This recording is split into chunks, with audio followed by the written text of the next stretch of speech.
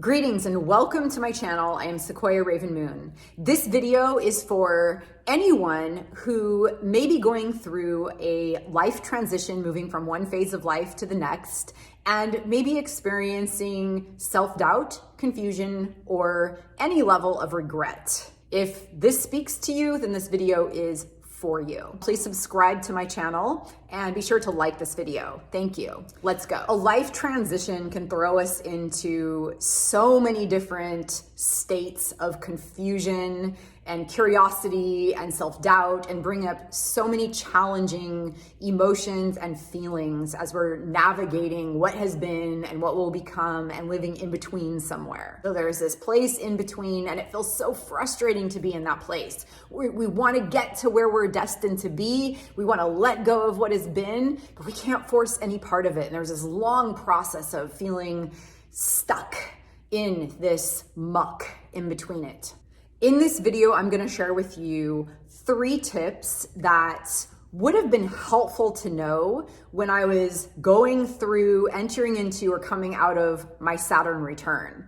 Now, I am approaching a different phase of life from the Saturn return, but this is making me think about where I am, where I was then, and what bits of information would have been helpful then, but yet are also helpful now. I invite you to go through this process with me. Think about a previous stage of life. To gain insight into the one you're currently in, consider thinking back to an earlier phase of life that you're well beyond, one that you went through and you've already navigated beyond it.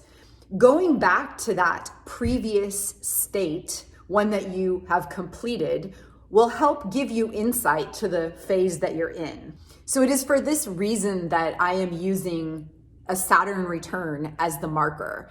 I went through my Saturn return a long time ago. I am well past a Saturn return. So it's easy for me to then go back and look at that phase and see, what was I learning? What did I experience? How was I in resistance? What kind of feelings was I having?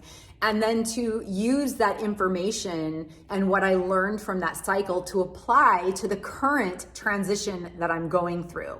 So the question came up, what would be helpful to know when I was going through that stage of my Saturn return? The first piece of information is trust yourself. I did not trust myself.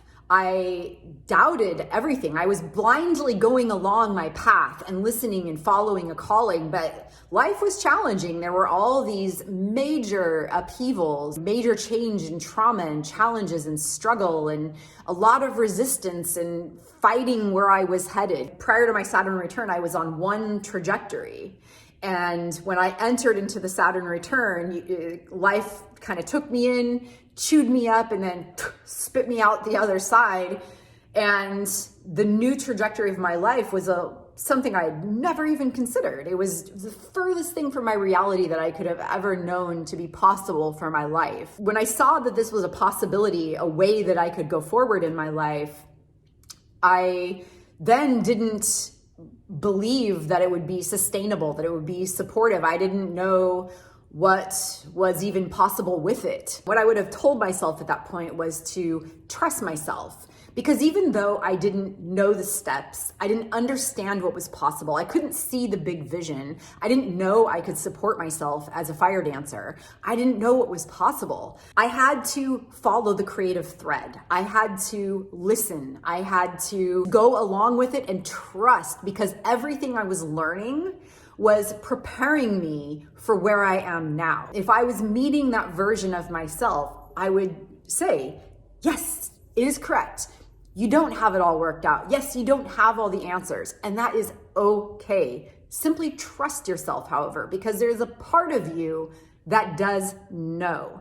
And when you trust yourself, you can move forward with a little bit more confidence, not as in like I know what I'm doing kind of a confidence, but more of I trust myself, therefore I have confidence that I am doing as it is best for me, so that I will come forward in a good way, that I will be in a good way. An example, when this was happening for me in the Saturn return, I had made a commitment that I wanted to find something I loved doing. I had no idea what that looked like. I did not even know what fire dancing was. It was the furthest thing from my reality. I was shy. I had no idea that, I could support myself being a dancer and a performer, specifically a fire dancer. I had to go through a huge process of living in my van, of giving everything up, of trying this and trying that in order to even get to the point of discovering fire dancing. And then when I found fire dancing, I had to overcome my fear of fire. And then when it became time to perform shows, I had to overcome my shyness in order to step on stage. And then when it became teaching people, I had to begin to overcome my discomfort with communicating and speaking in front of groups of people to be able to teach and guide. When it became time to run the business and be the person guiding the fire dance company, I had to step into, learn how to run and navigate the world of business. So all of that was for a reason, but all the while there was not knowing, not believing what was possible, and not really being sure of myself. So this is why the first message is trust yourself. Because there was a point 15 years later when I was on stage in Japan in the flow of the dance in front of an audience of people, simply in complete joy. And I had this very quick flashback to the moment before this all happened. And I thought, I had no idea that this was even possible. Not only did I not know that I could support myself as a fire dancer, that I could travel, that I could live my life like this, I had no idea it would ever take me this far. It was an awakening moment. I had went so deeply into the process that I popped out into realizing that I had found what really gave my life meaning and purpose and a reason for being, and what brought me joy. Trust yourself. That's the first message that I would have for that version of myself then, that also applies to the version of me now that's going through another transition. Okay, so the second piece of advice is to explore. So at the time, back then in the Saturn return, I made the commitment to find something I love doing. And I was determined to figure it out, to identify what is it, and to have all the answers. I thought it was teaching yoga. I thought it was doing massage and being a massage therapist. And I had to explore all of these different components, yet I wasn't allowing myself to fully explore. I was trying to mentally figure it out. I was trying to force it. And inevitably, what it ended up becoming was something that I had to surrender and let go fully. Literally, I had to let go of my life as I knew it in order to discover something I didn't even know existed. And when I found out it existed, I didn't know it was possible. So explore. Give yourself permission to let go of the attempting, forcing, trying to figure it out, and go on an exploration mission. Try things on, see how it feels, test it out, give it a shot, and see what resonates. And here is the thing. Something might resonate for a period of time, and then it may not, right? This is natural. So we might try something on and think, this feels great. I love this. This is it. We go about it for a period of time, and then it starts to lose its energy, its momentum, it stops working.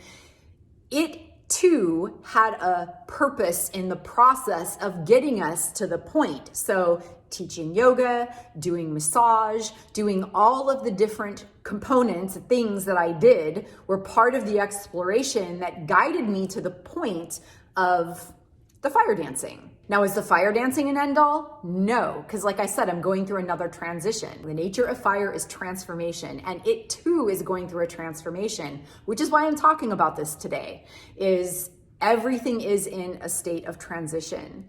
And so the first is trust yourself. The second is explore, to let go of the urgency and the force to figure it out, identify it, and come into order. Allow things to feel a little unknown. Allow them to feel a little chaotic and confusing for a period of time. It's okay.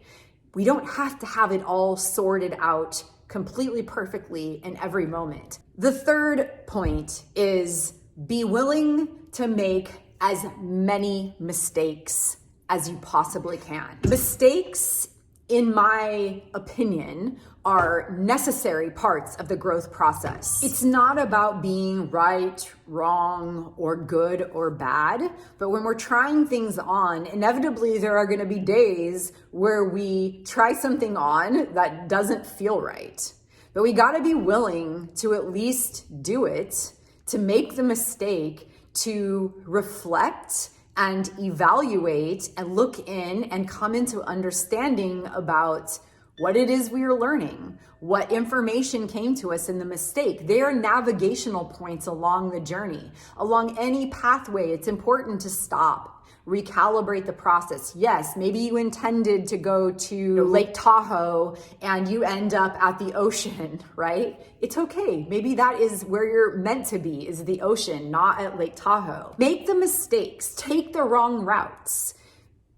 Do things imperfectly, be willing to go on and make content and make a video when you don't have it fully scripted. Be willing to say all of the wrong things. Be willing to make mistakes.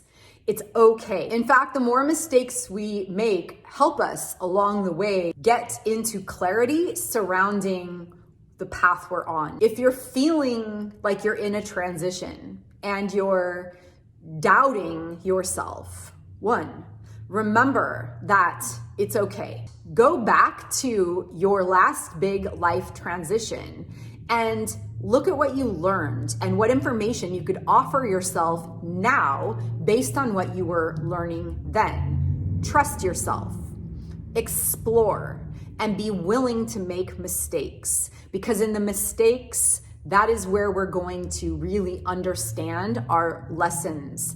When I'm teaching people with poi, which is ball on chain, and it is one of the props that are used in fire dancing, it's common for people to hit themselves as they're learning to spin and move these objects and dance with them around their body. So it is very common for them to feel very vulnerable and sometimes kind of silly because they're hitting themselves in the head, or they're losing control of them, or they can't figure out how to turn a direction. It makes us feel very uncomfortable and vulnerable, right? But the fastest way that they come into knowing is when they are willing to make those mistakes. When they're trying to control it and do it perfect and being timid about it and holding themselves back, they make it take longer for them to come into that understanding. But the people who really embrace their vulnerability, they're willing to accidentally bump themselves with the prop. They're willing to make a mistake and know that it's not a reflection on their self-worth or value. It's simply part of learning. It doesn't mean you're bad because you make a mistake. It doesn't mean you're not worthy because you make a mistake. It's really quite simple. Mistakes are showing us what we're learning. What we have yet to learn, they're showing us what is before us. I invite you to reflect back on the last big life transition you went through. Regardless of how long ago it was, look back and reflect. Where were you? What was happening? How are you feeling? What were you struggling with? And from the place that you're in now, what information would you offer that version of yourself? What would you share that might have been helpful to have heard at that moment of time for you? Once you have done this reflection, then bring the information into the present moment and look at the current transition that you're going through and see if the information applies to you now. Thank you for watching. Again, I am Sequoia Raven Moon. Please like this video and subscribe to my channel. Please share in the comments what 3 pieces of information you had for your past self. Thank you so much. Have a beautiful and bright day. Take care.